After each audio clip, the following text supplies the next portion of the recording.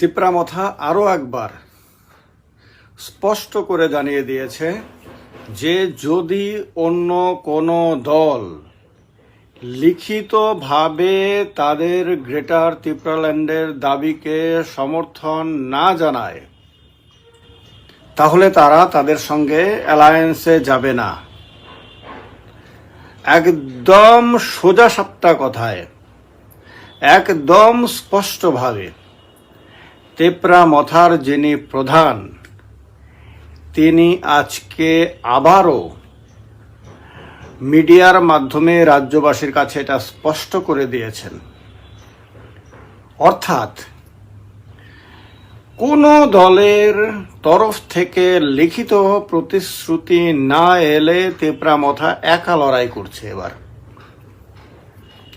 আমি বারবার বলেছি আমার সমস্ত ভিডিওতে, আপনারা যারা আমার ভিডিওগুলো দেখে আসছেন, আমি বারবার বলেছি যে এক তো হলো তিপ্রামথা এই বক্তব্য থেকে ফিরে আসতে পারবে না, লিখিত প্রতিশ্রুতির যে দাবি তারা জানাচ্ছে সেই দাবি থেকে তাদের পক্ষে ফিরে আসা সম্ভব না।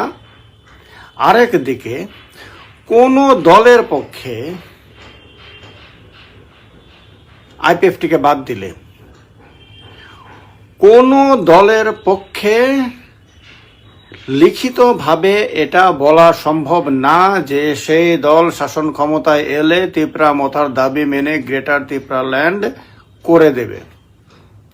না বিজেপির পক্ষে সম্ভব, না কংগ্রেসের পক্ষে সম্ভব, না সিপিএম এর পক্ষে সম্ভব, না তৃণমূল কংগ্রেসের পক্ষে সম্ভব, না আম আদমি পার্টির পক্ষে সম্ভব। কোনো দলের পক্ষে এটা সম্ভব না। কারণ এই দাবিটাই এইবারের নির্বাচনে সবচেয়ে স্পর্শকাতর দাবি, এবং এই দাবিকে ভিত্তি করে এবার তিপ্রামথার উত্থান, এবং তিপ্রামথা এবার অসাধারণ ভালো রেজাল্ট করবে বলে আমার এখনো পর্যন্ত মনে হচ্ছে, শুধুমাত্র এই দাবিটার কারণে। আর এই দাবিটাকে সমর্থন করলে অন্য দলগুলোর এবার চরম ক্ষতি হতে পারে। যদি দাবিটাকে লিখিতভাবে সমর্থন করে অন্য কোনো দল তিপ্রামথার সঙ্গে অ্যালায়েন্সে যায় তাহলে তাদের চরম ক্ষতি হওয়ার সম্ভাবনা রয়েছে। এটা এবারে ত্রিপুরা রাজ্যের নির্বাচনের একটা সবচেয়ে স্পর্শকাতর এবং বিশেষ একটা দিক। এটার মধ্যে কোনো আবেগ টাবেগের ব্যাপার নাই, এটা একটা রাজনৈতিক হিসাব নিকাশ। কারণ গ্রেটার ত্রিপুরাল্যান্ডের দাবি সম্বন্ধে একটা বিরাট বড় কনফিউশন, বিভ্রান্তি রাজ্যের মেজরিটি অংশের মানুষের মধ্যে রয়েছে। তাদের মধ্যে একটা ভয় কাজ করছে যে যদি তিপ্রামথা গ্রেটার ত্রিপুরাল্যান্ডের দাবিকে সামনে রেখে ক্ষমতায় আসে তাহলে গ্রেটার ত্রিপুরাল্যান্ড যদি তারা করে তাহলে সেখানে অন্য কমিউনিটির, বিশেষ করে বাঙালিদের থাকা সম্ভব হবে না। এটা একটা আশঙ্কা, এটা একটা এই কনফিউশনটা তাদের মধ্যে ব্যাপকভাবে কাজ করছে। আর এই কারণে কেউ যদি এই দাবিকে সমর্থন করে লিখিত প্রতিশ্রুতি তিপ্রামথাকে দেয় তাহলে তাকে, সেই দলকে এই মেজরিটি অংশের মানুষরা এবার ভোটের বাক্সে তাদেরকে বহিষ্কার করবে। এই সেন্টিমেন্টটা তখন ব্যাপকভাবে ওই দলের বিরুদ্ধে চলে যাবে। এটা বাস্তবতা এবার ত্রিপুরা রাজ্যের। এই কারণে আমার মনে হচ্ছে, বারবার আমি বলেওছি আগে, আজকে আবারও বলছি, যেহেতু আজকে এখন নির্বাচনের দিনক্ষণ ঘোষণার একদম সময় চলে এসেছে। এখন যে কোনো দিন নির্বাচনের শিডিউল ডিক্লেয়ার করতে পারে ইলেকশন কমিশন, এবং তারপরে 1 মাসের মধ্যে ইলেকশন হয়ে যাবে ত্রিপুরা রাজ্যে। একদমই পারফেক্ট টাইম এখন। আর এই রকম সময়ে এসে যখন কংগ্রেস এবং সিপিএম সিট শেয়ারিং এর স্পষ্ট বার্তা দিয়ে দিয়েছে, যেটাকে মানুষ জোট হিসেবে বলছে, যদিও তারা জোট বলছে না, তারা বলছে সিট শেয়ারিং, আসন সমঝোতা, এটার ডিক্লারেশন পর্যন্ত তারা দিয়ে দিয়েছে আনঅফিসিয়ালি, পার্ট পার্ট করে, যদিও তাদের সর্বোচ্চ স্তরের নেতারা দিয়েছেন। যখন তারাও চাইছে যে তাদের সঙ্গে অ্যালায়েন্সে তিপ্রামথা আসুক, যখন বিজেপিও বারবার চাইছে তিপ্রামথা তাদের সঙ্গে অ্যালায়েন্সে আসুক, তখন তিপ্রামথার সর্বোচ্চ নেতারা এটা আজকে আবার স্পষ্ট করে দিয়েছেন। এই কনফিউশন, এই প্রশ্নগুলো যখন রাজ্যবাসীর মধ্যে ঘুরপাক খাচ্ছে, প্রত্যেকটা মানুষের মনের মধ্যে উকি মারছে, এবং প্রত্যেকের সবচেয়ে বড় জিজ্ঞাসা এবার, যেহেতু তিপ্রামথা এবার একটা বিরাট শক্তি হিসেবে উঠে এসেছে, তাকে অস্বীকার করার কোনো সুযোগ নাই, এবং এবারের নির্বাচনের ফলাফলকে সে প্রভাবিত করবে, এবারের সরকার গঠনে সে নির্ণায়ক ভূমিকা পালন করতে পারে, তার সম্ভাবনা তৈরি হয়েছে। তখন এই দলের তরফ থেকে আজকে আবার স্পষ্ট করা হয়েছে যে লিখিত প্রতিশ্রুতি ছাড়া এবার তারা কোনোভাবেই এই দাবি থেকে সরে আসবে না, এবং তারা একা লড়াই করার পরিকল্পনা করছে। এবং তাদের মধ্যে কনফিডেন্স এত বেশি কাজ করছে কনফিডেন্স, যে তারা এবার বিশ্বাস করছে যে তারা একা লড়াই করে পাহাড়ি বাঙালি সব অংশের মানুষের, তিপ্রাসা বাঙালি, মণিপুরি, হিন্দু, মুসলমান সবার ভোট নিয়ে তারা একা ক্ষমতায় আসতে পারবে, এটা তারা বিশ্বাস করছে এবার।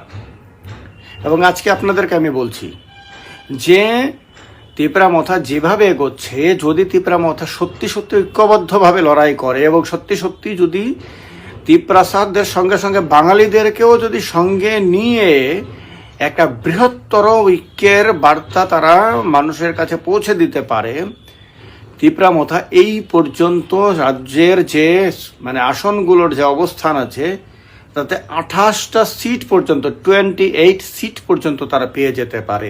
রাজ্যে এই মুহূর্ত পর্যন্ত 28 সিট এমন আছে যে সিটগুলোতে কংগ্রেস, সিপিএম, বিজেপি ইত্যাদির মারপ্যাচের মধ্যে পড়ে তিপ্রামথা জয়ী হয়ে একদম 28টা সিট নিয়ে নির্ণায়ক শক্তি হিসেবে আগামী বিধানসভা নির্বাচনের পরে তারা উঠে আসতে পারে। এই রকম পরিস্থিতি এই মুহূর্তে ত্রিপুরা রাজ্যে বিরাজ করছে।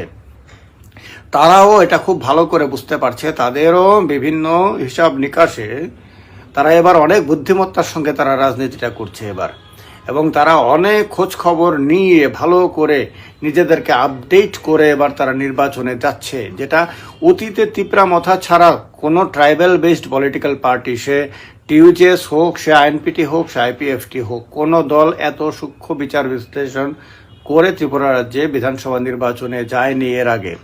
এইবার এই দলটা তা করছে। ফলে কি হয়েছে, তারা বুঝতে পারছে যে এবার বিভিন্ন দলের ভোট কাটাকাটির ফাঁক গলে তারা সিঙ্গেল লার্জেস্ট, একক বৃহত্তম দল তো তারা হবেই, না হওয়ার এখনো পর্যন্ত কোনো কারণ নাই। তারা এমনকি সিঙ্গেল মেজরিটি পাওয়ার অবস্থান পর্যন্ত তারা পৌঁছে যেতে পারে, এটা তারা বিশ্বাস করছে। এই স্ট্রং বিলিফ নিয়ে তারা এবার রাজনীতিটা করছে এবং ইলেকশনে যাচ্ছে। এই কারণে আমি বলছি যে একটা তো হলো আমার তরফ থেকে, আমি বিভিন্ন আমারও এবং আরো ব্যাখ্যা করে বলছি না, বিভিন্ন মিডিয়া বিভিন্ন সার্বিক হিসাব নিকাশ খোঁজ খবর করে আমি বলছি যে 28 সিট এমন আছে যেখান থেকে তিপ্রামথার ক্যান্ডিডেটরা জিততে পারে, এটা হলো একটা দিক। আর তারা বিশ্বাস করছে যে তারা মেজরিটি নিয়ে ক্ষমতায় আসবে। এই কারণে তাদের কাছে যেহেতু মনে হচ্ছে যে তারা যদি একা ক্ষমতায় চলে আসে তাহলে তারা অনেক শক্তি নিয়ে, অনেক ক্ষমতা নিয়ে তারা তিপ্রাসাদের ডেভেলপমেন্টের জন্য কাজ করতে পারবে, এবং রাজ্যের যে ডেভেলপমেন্টের যে সিনারিও আছে, যে চিত্র আছে, সেটাকে তারা প্রভাবিত করতে পারবে, সেটাকে তারা বদলে দিতে পারবে। এরকমটা যেহেতু তারা মনে করছে, সেহেতু তারা এবার এমন শর্ত রেখেছে, এবং সেই শর্ত থেকে তারা এখনো পর্যন্ত পিছপা হয়নি। তারা আজকে তাদের পার্টি গঠনের অল্প সময় পর থেকে তারা বলে আসছে যে এবার লিখিত প্রতিশ্রুতি লাগবে তাদের গ্রেটার ত্রিপুরাল্যান্ডের দাবিতে। কাউকে তাদের সঙ্গে আসতে হলে তাদেরকে লিখিতভাবে জানাতে হবে যে সেই দল গ্রেটার ত্রিপুরাল্যান্ডের দাবিকে সমর্থন করে। এরকম একটা অত্যন্ত কঠোর একটা দাবি এবার তারা সামনে রেখে এগোচ্ছে, এবং এই দাবিটা থেকে এখনো পর্যন্ত তারা পিছুপা হয়নি। এবং তারা জানে এটা খুব ভালো করে যে তারা যদি কালকে লিখিত প্রতিশ্রুতি ছাড়া অন্য কোনো দলের সঙ্গে অ্যালায়েন্সে যায় তাহলে সবচেয়ে বড় ক্ষতি তাদের হবে, এবং তিপ্রাসা জনগোষ্ঠীর কাছে তাদের ভ্যালুয়েশন জিরোতে নেমে আসবে। মানুষ তাদেরকে মুহূর্তে বর্জন করবে, তাদের বিশ্বাসযোগ্যতা নষ্ট হয়ে যাবে। এই কারণে তারা এই কাজটা, এরকম রিস্ক ঝুঁকি এবার নেবে না, এবং এটা তাদের সর্বশেষ মানে বক্তব্যে স্পষ্ট হয়ে গেছে। তাই এখনো পর্যন্ত আর আমার মনের মধ্যে কোনো সন্দেহ নেই যে কোনো দলের পক্ষে তাদের এই দাবি মেনে লিখিত প্রতিশ্রুতি দেওয়া সম্ভব না, এবং তাদেরও এই দাবি থেকে সরে আসা সম্ভব না। এবং ত্রিপুরা রাজ্যে এবার বহুমুখী নির্বাচন হতে যাচ্ছে, যেটা আমি 1.5 বছর ধরে বলে আসছি, যে একদিকে যেমন বিজেপি থাকবে, একদিকে সিপিএম থাকবে, কংগ্রেসও একদিকে থাকবে বলেছিলাম। সে কংগ্রেস সিপিএম জোট হবে এরকমটা আমি মনে করিনি, মানে প্রকাশ্যে জোট হবে বলে। যাই হোক, তিপ্রা মথা আলাদাভাবে লড়াই করার সম্ভাবনা তাদের বক্তব্য থেকে আজকে পর্যন্ত এটা ক্লিয়ার।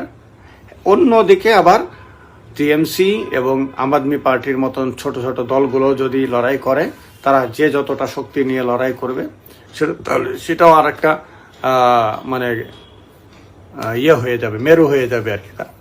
বহুমাত্রিক নির্বাচন হতে যাচ্ছে এবার ত্রিপুরা রাজ্যে, এতে কোনো সন্দেহ নেই। এবং এই নির্বাচনে একটা বড় ফ্যাক্টর হয়ে তিপ্রা মথা উঠে আসছে ত্রিপুরা রাজ্যের বিধানসভাতে। আগামী বিধানসভা নির্বাচনে তাদেরকে অবহেলা করার কোনো সুযোগ কারোর কাছে থাকবে না। এমনও হতে পারে অন্য দলগুলোর সাপোর্ট নিয়ে সরকারটা তারাই বানাবে, এমনটাও সম্ভাবনা রয়েছে। এবং সেক্ষেত্রে মুখ্যমন্ত্রী তাদের দলের হবে, অধিকাংশ মন্ত্রীও তাদের দলেরই হবে আগামী 5 বছর। সেক্ষেত্রে তাদের রাজ্য শাসনের সুযোগ মিলতে পারে। এই স্বপ্নকে সামনে নিয়েই তারা এবার লড়াই করছে, এবং ত্রিপ্রাসা যুবক যুবতীদের মনের মধ্যে এবার এই স্বপ্ন ব্যাপকভাবে কাজ করছে, এবং তারা কোনোভাবেই এই দাবির সঙ্গে, এই স্বপ্নের সঙ্গে কম্প্রোমাইজ করতে আগ্রহী না। এটা তাদের দলের নেতারাও বুঝতে পারছে। এই কারণে তারাও মানে তাদের ইচ্ছার বিরুদ্ধে গিয়ে হলেও তারা এবার কিচ্ছু করার নেই তাদের। যাই হোক, আমার এই ইউটিউব চ্যানেল যারা এখনো সাবস্ক্রাইব করেনি তারা আসবেন এখানে। আমার বক্তব্যের সঙ্গে আপনারা একমত কিনা জানাবেন, আপনাদের মতামত কি সেটাও জানাবেন এখানে। ভালো হবে, দেখা হবে সবার সঙ্গে। সবাই ভালো থাকবেন। নমস্কার সবাইকে। যতন খুলুম খা।